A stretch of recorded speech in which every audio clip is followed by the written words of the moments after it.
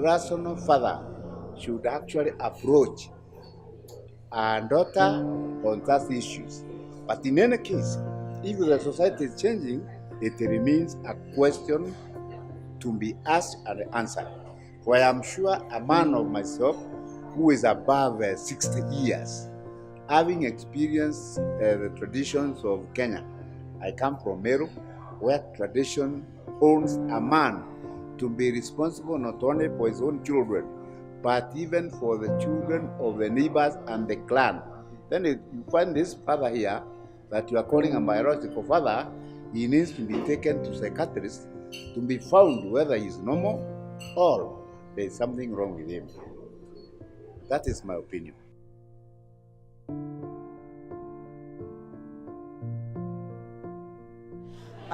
To our parents, they need to open up a platform where our children can trust them and they can feel safe to come and run to them and tell them what they have gone through, and they should not punish it on a child, and they should actually want to know how best they can be able to help their own children to come out and become successful still after what they went through. To the schools, like before going to school, to the schools, we want them to make a safe space for children, so that the children, when the parent is handing over the child to the school, the child needs to know, these are my second parents. I can actually run to them and air my grievances and I will be heard. So the society should come up with a way of making sure that our parents know they have a responsibility, the school should know they have a responsibility. And all this, me as an individual, I need also to know I have a responsibility. I need to come out and speak, whether somebody will hear me or not, because you know what, that is how you heal.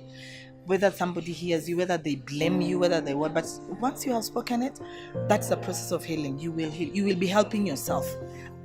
Nobody is listening to you. Nobody cares. That doesn't matter. What matters is, do you want to live? Do you want to make it in life? So if you want to make it in life, you want to live, just come out, say it, start a process of healing yourself. In the progress, somebody might hear you out and somebody might help.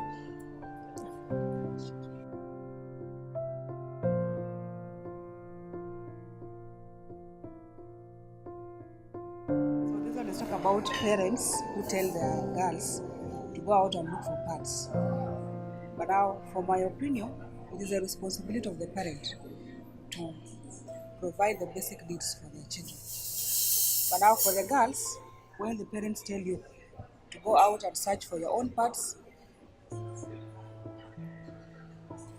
most of the girls usually take it as they have to go to the boys whether they can provide for them the parts.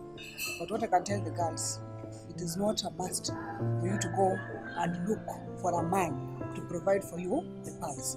There are so many other ways you can look for. You can go and then get the parts.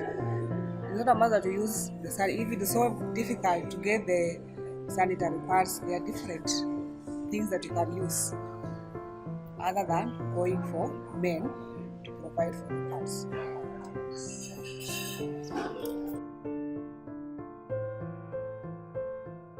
Very traumatizing experience for young children, especially here in Kenya.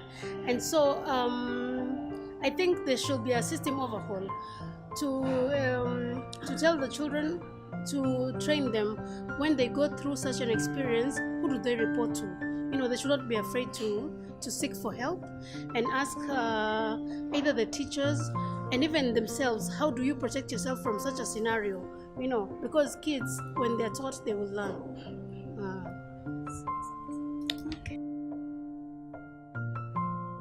I find it ridiculous. It's beastly for a father to rape, defile a child, his own child.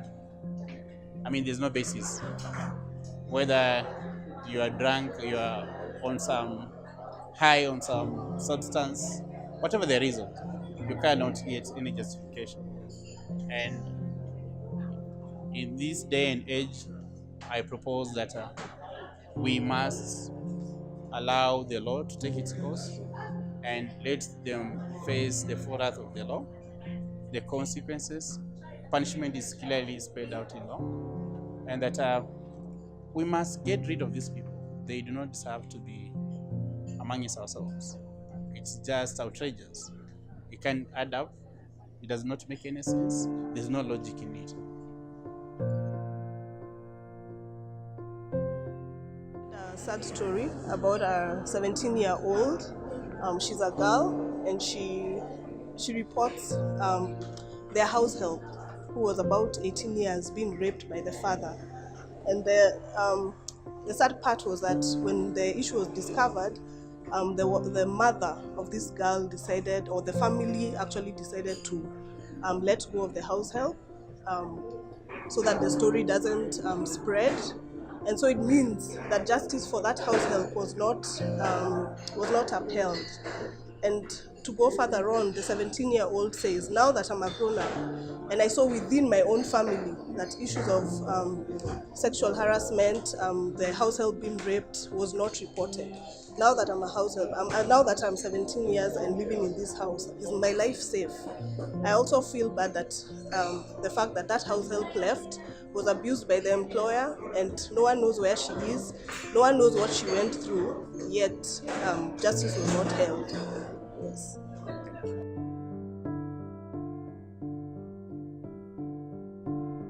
I think for me, issues of sexual gender-based violence have not been discussed a lot, and just attending a forum on national dialogues and conversations from all sectors is very pivotal.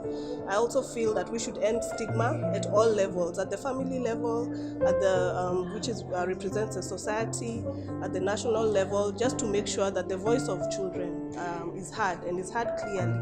And beyond that, that we should act and put state actors and those who are responsible accountable for it.